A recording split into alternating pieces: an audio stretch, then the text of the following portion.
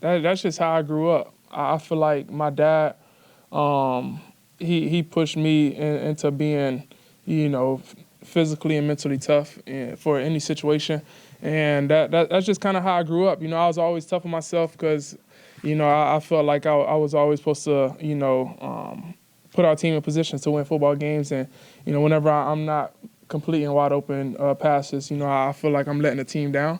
And but like what you're talking about with Raheem, yeah, we did have that conversation, and it did help, you know, to hear that from him, and you know, obviously, you know, knowing that, you know, everybody in the building, they understand what's going on, you know, outside of what, you know, the people on the outside might not understand, you know, as far as what's going on and why we can't, you know, be what we want to be. So they just gave me that. Raheem gave me that perspective, and you know, just told me just give myself some grace and, you know, not be so hard on myself. You know, he feel like it's a good trait to have, but obviously you still got to give yourself grace at the end of the day. I know I talked about that before in here.